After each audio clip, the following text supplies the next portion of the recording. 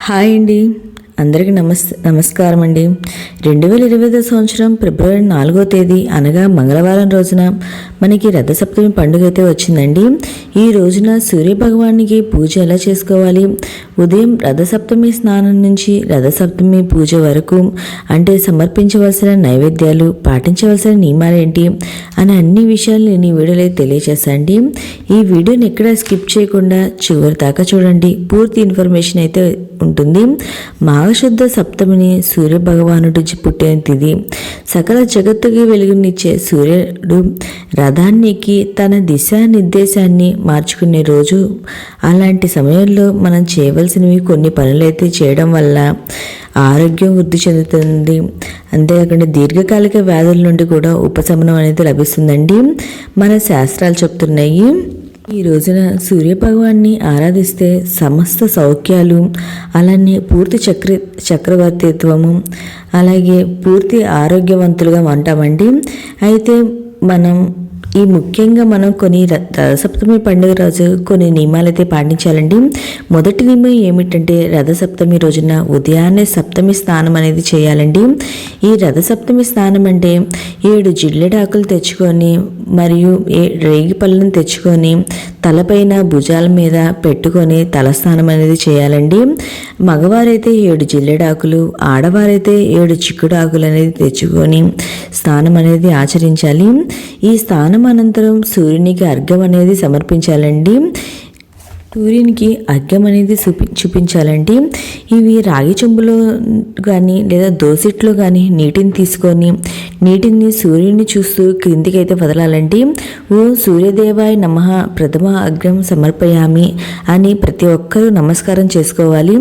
లేదా నేను స్క్రీన్ పైన చూపిస్తున్న మంత్రమైనా చదువుకోవాలండి.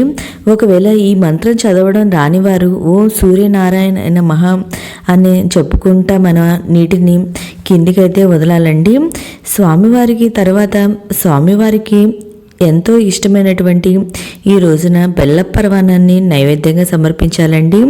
ఈ బెల్లపన్నాన్ని మనం పూర్వం మన పల్లెటూరులో ఉన్నప్పుడైతే ఆవు పెడగలు ఉంటాయి కదండి, వాటి మీద మన సూర్యకిరణాలు పడే చోటలో మనం ఈ బెల్లపన్నాన్ని అయితే తయారు చేయాలండి. కానీ మనకి ఇప్పుడున్న ఈ రోజుల్లో అలాంటివి ఏమీ కుదరదు కాబట్టి మనం ఇంట్లోనే గ్యాస్ పొయ్యి మీద ఈ పాలనైతే ఆవు పాలతో అయితే మనం పరమాన్నం అయితే చేయాలండి. పాలు పొంగించి పరమాన్నం చేయాలి. ఆ పరమాన్నం అయితే చేసుకోవాలండి. నేను ఈ పరమాన్నం చేయడానికి ఒక గిన్నె అయితే తీసుకోవాలి. ఆ గిన్నెకి చక్కగా పసుపు కుంకుమ బొట్లు అయితే పెట్టుకోవాలండి. పెట్టుకొని ఆవు పాలు పోసుకొని ఆ పాలు అనేది పొంగించుకోవాలి. ఈ పాలు 3 సార్లు అనేది పొంగించుకోవాలండి. ఈ పాలు పొంగిన తర్వాత వాటిలో కొన్ని బియ్యం వేసి మనం బెల్లం వేసి ఈ పరమాన్నం అయితే చేసుకోవాలండి. ఈ పరమాన్నం అయ్యేలోగా మనం స్వామివారికి ఎంతో ఇష్టమైనటువంటి గోధుమల దీపం ఎలా పెట్టుకోవాలో నేను ఇప్పుడైతే చూపిస్తానండి. ఇవన్నీ ఏంటంటే మనం పూజకి ముందుగానే ఇవన్నీ సిద్ధం చేసి పెట్టుకొని మనం కూర్చొని పూజ అయితే చేసుకోవచ్చండి. నేను తర్వాత ఈ పరమాన్నం అయ్యేలోపు నేను ఇక్కడ గోధుమల దీపం అయితే పెట్టుకుంటున్నాను. గోధుమల దీపం అనేది ఒక ప్లేట్ తీసుకొని, అది రాగిది కానీ ఇత్తడిది కానీ స్టీల్ది కానీ లేదా మనకి డిస్పోజల్ ప్లేట్స్ ఉంటాయి కదండి, అలా కానీ ఒక ప్లేట్ తీసుకొని వాటిపైన 7 జిల్లెడాకులు అనేది పెట్టుకోవాలండి. ఎందుకండి ప్రత్యేకంగా గోధుమల మీద దీపం పెట్టాలి, బియ్యం మీద దీపం పెట్టకూడదా అంటే అదేమీ లేదండి. సూర్యభగవానుడికి గోధుమలంటే అత్యంత ప్రీతి అండి. అందుకని ఈ రోజున గోధుమల మీద దీపం అనేది పెడతారు. ఈ గోధుమల మీద దీపానికి 7 జిల్లెడాకులని తెచ్చుకోవాలండి. ఈరోజు ప్రత్యేకంగా 7 అనే సంఖ్యకు ఎక్కువ ప్రాధాన్యత ఉందండి. ఎందుకంటే ఈ రోజున స్వామివారు 7 గుర్రాల మీద ప్రయాణం అనేది చేస్తారు. అందుకని 7 అనే సంఖ్యకు ఈ రోజున ప్రాధాన్యత ఉంది. ఈ 7 జిల్లెడాకులను తీసుకొని వాటిని శుభ్రంగా కడిగి పసుపు కుంకుమ బొట్లయితే పెట్టుకోవాలండి. వాటిని ఈ ప్లేటులో ఇలా పెట్టుకొని మనం పసుపు కుంకుమ, నేను ఇక్కడ గంధం కుంకుమ బొట్లయితే పెట్టుకున్నానండి. పెట్టుకున్న తర్వాత 3 గుప్పెలు గోధుమలు అనేది వేసుకోవాలి. 3 గుప్పెలు గోధుమలని వేసుకొని వాటిపైన ఒక జిల్లెడాకు కానీ చిన్న జిల్లెడాకు కానీ లేదా తమలపాకున్న చిన్నది అదైనా పెట్టుకొని వాటిపైన మట్టి ప్రమిదలు అనేది పెట్టుకోవాలండి. రెండు చిన్నవైతే 2 మట్టి ప్రమిదలు, పెద్దదితో ఒక ప్రమిద పెట్టుకొని 7 ఒత్తులు కలిపి ఒక ఒత్తిగాను లేదా 7 ఒత్తులు సపరేట్గాను పెట్టుకొని మనం ఈ దీపం అయితే వెలిగించుకోవాలండి. నువ్వుల నూనె వేసుకొని ఈ దీపం అయితే వెలిగించాలండి. ప్రతి ఒక్కరూ కూడా ఖచ్చితంగా ఈ దీపాన్ని వెలిగించడానికి ప్రయత్నించండి. జిల్లేడు ఆకులు దొరకలేదు, దీపం ఎలా వెలిగించాలి అంటే, ఒకవేళ జిల్లేడు ఆకులు దొరకపోయినా తమలపాకుల మీదైనా గోధుమలు వేసుకొని వాటితో అయినా దీపం అయితే వెలిగించుకోండి. తర్వాత స్వామివారికి మనం చిక్కుడుకాయలతో రథం అయితే చేసుకుందామండి. ఎందుకంటే ఈ రోజున చాలామంది చిక్కుడుకాయలతో రథం అనేది చేసుకొని ఆ సూర్య భగవాన్ని ఆహ్వానం చేసుకొని ఈ పూజ అయితే చేసుకుంటారండి. నేను ఇప్పుడు ఈ చిక్కుడుకాయలకి 7 చిక్కుడుకాయలు దాన్ని తీసుకొని టూత్ పిక్స్ ఉంటాయి కదండి, అవి కానీ మనకి కొబ్బరి పుల్లలు ఉంటాయి కానివ్వండి, అవైనా తీసుకొని మనం ఈ చిక్కుడుకాయలతో రథం అనేది చేసుకోవాలండి. ఎందుకంటే ఈ చిక్కుడుకాయలని సాక్షాత్తు సూర్యభగవానుగా భావిస్తాం మనం. ఈ రోజున ప్రత్యేకంగా చిక్కుడుకాయలతో రథం అనేది చేసుకుంటారు. ఒకవేళ మీకు ఈ రథం చేసుకోలేని వాళ్ళు మనం సూర్యుని యంత్రం ఉంటుంది కదండి, ఇంటి బయట పెట్టుకుంటాము రాగి యంత్రం, అదైనా పెట్టుకొని పూజ అయితే చేసుకోవచ్చు. లేకపోయినా సూర్య భగవాన్ని ఫోటో ఉన్న అదైనా పెట్టుకొని మనం పూజ చేసుకోవచ్చండి. ఈ పూజ అనేది మనం బయట సూర్యకిరణాలు పడే చోట అనేది చేసుకోవచ్చు, లేదా తులసి కోట దగ్గరైనా ఈ పూజ అనేది చేసుకోవచ్చండి. లేదా మనకి ఇవేమి కుదరదు అనుకునే వాళ్ళు దేవుడు మందిరంలో తూర్పు వైపున కానీ మనం ఈ పూజ అనేది చేసుకోవచ్చు. మేము ఇవేమీ చేసుకోలేమనుకునే వాళ్ళు ఓన్లీ గోధుమల దీపం అన్న ఈరోజు వెలిగించుకోండి. బెల్లపన్నం చేసుకొని గోధుమల దీపం అన్న వెలిగించుకోండి, చాలా మంచిది. ఈ రోజున స్వామివారికి పూజ అనేది చేసుకుంటే. ఇలా చిక్కుడుకాయలతో రథం అనేది అయిపోయిన తర్వాత వాటికి పసుపు కుంకుమ బొట్లు అయితే పెట్టుకోవాలండి. పెట్టుకున్న తర్వాత ఒక తమలపాకు మీద మన సూర్యుని గంధంతో సూర్యుని ఆకారం వేసుకొని మనం సూర్య భగవాన్ని ఆహ్వానం చేసుకొని ఈ పూజ అయితే చేసుకోవాలండి. నేను ఇలా చిక్కుడుకాయలతో రథం అనేది చేసుకున్నాను.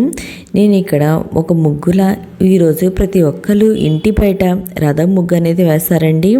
లేదా మీరు ఎక్కడైతే పూజ చేయాలనుకుంటున్నారో ఆ ప్లేస్లో చక్కగా రథం ముగ్గు అనేది వేసుకోవాలి. ఫస్ట్ అష్టదళ పద్మం ముగ్గు కానీ రథం ముగ్గు కానీ వేసుకోవాలి. నేను ఇక్కడ అష్టదళ పద్మ ముగ్గు వేసుకొని ఒక పీఠాన్ని అయితే ఏర్పాటు చేసుకున్నాను అండి. తర్వాత పీఠం ముందు ఏంటంటే రథం ముగ్గు అనేది వేసుకున్నాను. ఆ రథం ముగ్గు వేసుకున్నాను చక్కగా. మనం ఎక్కడైతే పూజ చేయాలనుకుంటున్నామో ఆ ప్లేస్లో ఇలా శుభ్రం అనేది చేసుకొని చక్కగా రథం ముగ్గు అనేది వేసుకొని లేదా ఆ సూర్య భగవాన్ని సూర్యునితో ముగ్గుతో అనేది గీసుకొని మనం ఈ పూజ అయితే చేసుకోవచ్చండి. మీ దగ్గర ఎలాంటి విగ్రహం లేకపోయినా, చిక్కుడుకాయలతో రథం చేసుకోలేకపోయినా మనం ఇలా ముగ్గుతో అయినా గీసుకొని ఆ స్వామివారిని భావిస్తా మనం పూజ అనేది చేసుకోవచ్చు. నేను ఇక్కడ ముగ్గుతో రథం అనేది వేసుకున్నా అండి. తర్వాత ఈలోపు మనకి బెల్లపన్నం అనేది పూర్తయిపోతుంది. ఇంకా ఆ బెల్లపన్నాన్ని ఏంటంటే మనకి 7 చిక్కుడు ఆకులు ఉంటాయి కదండి, ఆ చిక్కుడు ఆకులతో మీద మనం ఈ బెల్లపన్నాన్ని చెరుకు గడ సహాయంతో ఆ చిక్కుడు ఆకుల మీద ప్రసాద నైవేద్యంగా పెట్టాలి స్వామివారికి. ఇంకా వాటితో 2 రేగి పళ్ళని అయితే పెట్టాలండి. ఒకవేళ మీకు చిక్కుడు ఆకులు దొరకలేదు అనుకుంటే 7 రేగి ఆకులు ఉంటాయి కదా, రేగి పళ్ళ ఆకులు, అవన్నీ తెచ్చుకొని వాటిపైన ప్రసాదం అయినా పెట్టచ్చు. ఒకవేళ మీకు అవి కూడా దొరకలేదు అనుకుంటే తమలపాకుల మీదైనా ఈ ప్రసాదాన్ని అయితే పెట్టి స్వామివారికి నైవేద్యంగా అనేది పెట్టొచ్చండి.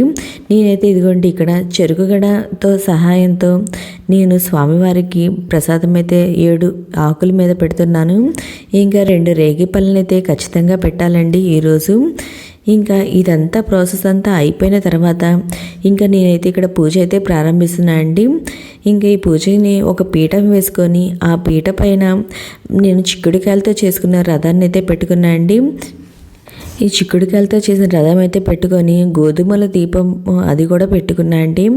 పెట్టుకొని మనం చక్కగా పూలతో స్వామివారిని అలంకరించుకోవాలని అలంకరించుకున్న తర్వాత దీపారాధన చేసి ముందుగా ఆదిదేవుడైన గణపతికి పూజ అనేది చేసుకోవాలండి. ఎందుకంటే మనం చేసే పనిలో ఎటువంటి ఆటంకాలు ఉండకూడదని ముందుగా గణపతికి పూజ చేసుకోవాలండి. గణపతికి ధూపం దీపం నైవేద్యం అనేది సమర్పించాలి. నేను ఇక్కడ నైవేద్యంగా బెల్లాన్ని అయితే సమర్పించానండి. ఈ పూజ అంతా మామూలుగా అయితే సూర్య కిరణాలు ఎక్కడ పడతాయో మనం ఇంటి బయట ఆ ప్లేస్లో అయితే చేసుకోవాలి. లేదా ఇది కూడా కుదరపోతే తులసి కోట దగ్గరనే ఈ పూజ చేసుకోవాలండి. ఇవేమీ లేవు కుదరదు అనుకునే వాళ్ళు మన ఇంట్లో తూర్పు దిశలో అయినా మనం ఈ పూజ అయితే చేసుకోవచ్చండి. ఇవన్నీ హంగులు ఆర్భాటాలు ఏమీ లేకపోయినా ఉట్టి ఈరోజు రథసప్తమి స్నానం చేసి సూర్యునికి అర్ఘ్యం సమర్పించిన మనకి చాలా మంచిదండి. మనకున్న అన్ని ఇబ్బందులు బాధలు అన్నీ పోతాయి. ఆ స్వామివారికి పూజ అనేది చేసుకుంటే ఆరోగ్యం అనేది చాలా బాగుంటుంది. ఇలా గణపతికి పూజ అయిపోయిన తర్వాత మనం సూర్య భగవానికి పూజ అనేది చేసుకోవాలండి. గోధుమల దీపం అనేది వెలిగించుకొని సూర్యునికి సంబంధించిన అష్టోత్తరాలు, ఆదిత్య హృదయం, సూర్యాష్టకం ఇవి అన్నీ కూడా మనం పఠించవచ్చండి. ఇలా పూజ అంతా చేసుకున్న నైవేద్యం అనేది సమర్పించాలి. ఇలా నైవేద్యం కూడా సమర్పించిన తర్వాత స్వామివారికి కొబ్బరికాయను సమర్పించి కర్పూర హారతిని ఇవ్వాలండి. ఇలా మన రథసప్తమి పూజనైతే చేసుకోవాలండి. ఇది అంతా చేసుకోలేము అనుకునే వాళ్ళు కూడా ఓన్లీ గోధుమల దీపం వెలిగించుకొని ఇంకా బెల్లం పరమాన్నం చేసుకొని అన్నా సరిపోద్దండి. రథసప్తమి స్నానం మరియు సూర్యునికి అర్ఘ్యం సమర్పించిన సరిపోద్దండి. ఈ రోజున ఇలా సూర్య భగవాన్ని ఆరాధించడం ద్వారా సూర్యదేవుడు భక్తులకు మంచి ఆరోగ్యము దీర్ఘాయువు ప్రసాదిస్తాడు. ఇంకా ఆదాయపరంగా మంచి ప్రయోజనాలు అయితే చేకూరుతాయండి. ఇంకా ఈ పూజకు సంబంధించిన ఏమన్నా సందేహాలు మీకు ఏమన్నా ఉంటే నా కామెంట్ బాక్స్లో కామెంట్ పెట్టండి. ప్రతి ఒక్కరికి రిప్లై అనేది ఇస్తాను. నేను ఈ విధంగా నా రథసప్తమి పూజనైతే చేసుకున్నాను అండి. ఇంకా నా దగ్గర కొంచెం బెల్లపన్న ఉంటే ఆ గిన్నె కూడా పూజలో పెట్టుకున్నాను. స్వామివారికి విడిగా కొంచెం రేగి పళ్ళనైతే ప్రసాదంగా పెట్టుకున్నాను. నేను ఇలాగా నా రథసప్తమి పూజ అయితే చేసుకున్నాను. ఇలా షోడోపచారాలతో మనం పూజ అయితే చేసుకోవచ్చండి. ఇంకా ప్రసాదాలు అన్నీ పెట్టుకొని పూజ అయితే పూర్తి చేసుకున్నాను. మీకు ఇంకా ఏమైనా సందేహాలు ఉంటే నా కామెంట్ బాక్స్లో పెట్టండి. ప్రతి ఒక్కరికి నేను రిప్లై అనేది ఇస్తాను. మీకు ఈ వీడియో నచ్చినట్లయితే లైక్ చేయండి, మీ ఫ్రెండ్స్ అండ్ ఫ్యామిలీ మెంబర్కి షేర్ చేయండి. ప్లీజ్ సబ్స్క్రైబ్ చేసుకోండి మన ఛానల్ని. చాలామంది సబ్స్క్రైబ్ చేసుకోకుండా వీడియోస్ చూస్తున్నారు. ప్లీజ్ సబ్స్క్రైబ్ చేసుకోండి. ఓకే అండి, థ్యాంక్ యూ ఫర్ వాచింగ్.